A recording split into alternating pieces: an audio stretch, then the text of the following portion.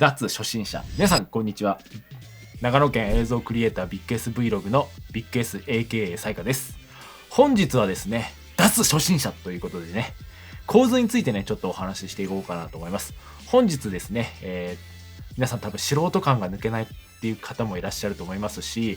またはこれからね、映像とか写真をやりたいって方にね、ぜひね、ちょっと聞いていただきたい。もうぜひね、これをさえ覚えれば、もう素人感が抜ける、またはね、脱初心者になるかなと思います。3つのね、構図をちょっとお話ししていこうかなと思います。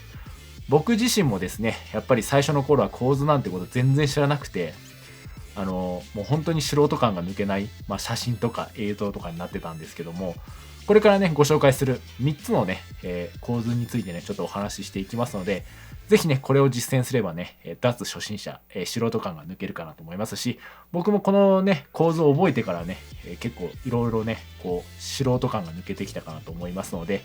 僕のね、実際の経験を踏まえて、ご紹介していきたいと思いますので、ぜひね、最後までご覧になっていただければなと思います。本日はですね、ご紹介する3つの構図についてね、ご紹介したいと思います。1つ目は3分割法。2つ目は対称構図。そして最後3つ目はね、リーディングラインについてね、それぞれね、お話ししていきますし、それぞれね、例をね、出しながらね、ご紹介していきたいと思います。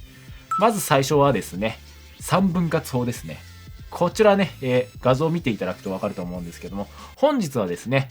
動画ではなくね、実際最初はやはり動画だとね、分かりにくい部分があるかなと思うので、写真でね、紹介しようかなと思います。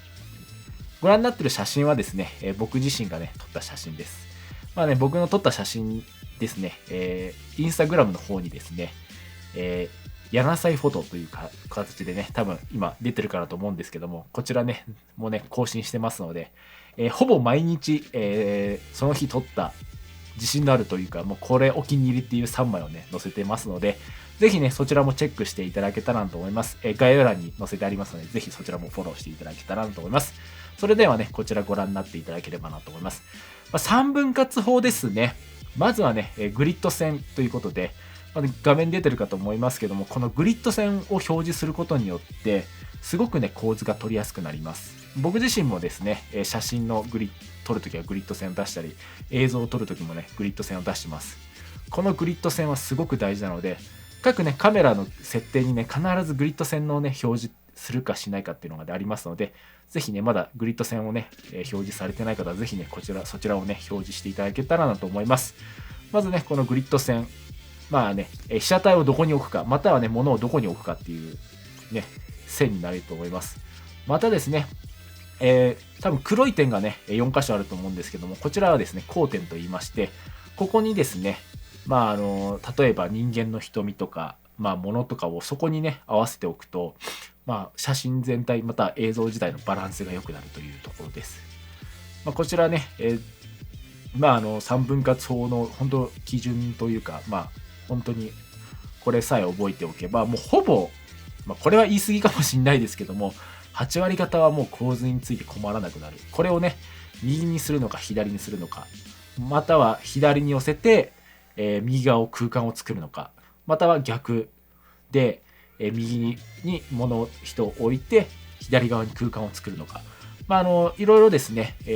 左に置くととか右に置くと、心理的なイメージが出てくるかなと思いますけども、そこまでね、ちょっと話すとね、時間がなくなってしまうので、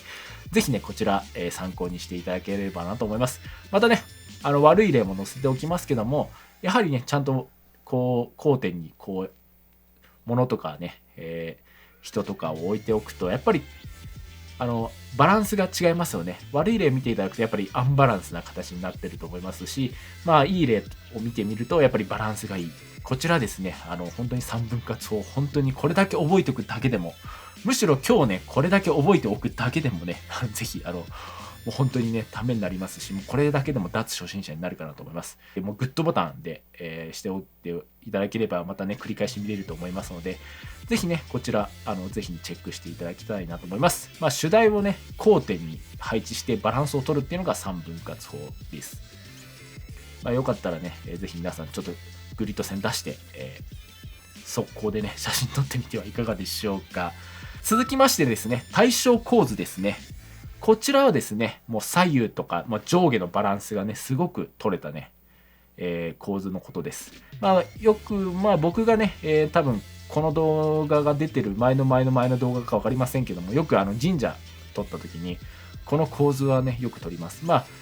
鳥居に対してね、もうこの対称構造をすごく意識して撮ってました。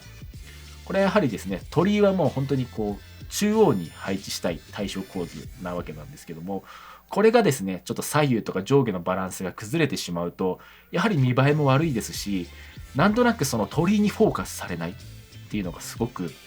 あったので、やっぱりグリッドラインを出して、グリッド線ですね。グリッド線を出して、ちゃんと左右上下均等になってるかっていうのを確認しながら、中央に配置しています。こちらもね、やっぱりグリッド線があると、すごく構図が取りやすくなります。本当にね、ただでさえ中心がね、悪い例を見ていただくと分かると思うんですけども、中心がずれてしまうと、やっぱり鳥居に対してのフォーカスがいかなくなって、ちょっとなんかバランス悪いなって見た感じもすぐ分かると思うんですけど、ちょっと感覚的にね、あれってなってしまうと思うので、本当にね、上下左右しっかり均等に取れるもの、対象構図としては、僕の場合だと神社撮影の時には鳥居ですね。鳥居をね、対象構図として取れるような場所に構図を合わせたっていう形になります。ぜひね、こちらも全然簡単ですので、ぜひね、こちらも意識してもらうと、すごくね、均等の取れたものになりますので、ぜひね、そちらも、皆さん、グリッド線をね、意識していただくと、すごく簡単な構図かなと思います。続きましてね、最後3つ目なんですけども、このリーディングラインですね。リーディングラインって何だろうっていうと、実はですね、例を見ていただくと分かると思うんですけども、一本の直線、この、何ですかね、ルートができるというか、何て言うんですかね、この線ですね。線を意識して奥行き感が出る感じですかね。この視線をですね、奥に誘導する。例えば、道を使ったリーディングラインとかね、そういうのになると思うんですけれども、僕の例を見ていただくと、もう本当に奥行きがあって、その線の先のものを意識するっていうラインなんですけども、これはですね、本当にリーディングラインって、道でもできますし、またはフェンスとか、建築物とか、結構日常でですね、見つけやすい要素なのかなと思います。僕も結構ね、リーディングライン結構好きで、結構探しちゃうんですけども、これ結構ね、癖になってしまうというか、リーディングラインなんか、綺麗だな、このラインとか、例えば、こう、道を歩いている時も、このリーディングライン綺麗だなっていうことがね、多々あります。あとですね、悪い例としてましてはですね、リーディングラインがね、ずれますと、もう視線が分散してしまう。なので、何に主題が置いてあるのかが分かんなくなってしまう。ごちゃごちゃしちゃう感じになってしまうので、このリーディングラインっていうのを覚えておくだけでも、その主題を際立たせるにはすごくいい、構図かなと思います。ぜひね、もうリーディングラインのポイントとしては、視線を導く線を活用する。道、または、建物、建築物とかね、そういうのでね、ぜひね、実際のね、このリーディングラインを使った構図をぜひね、試してみてください。ここまでですね、まとめますと3つのお話をさせていただきました。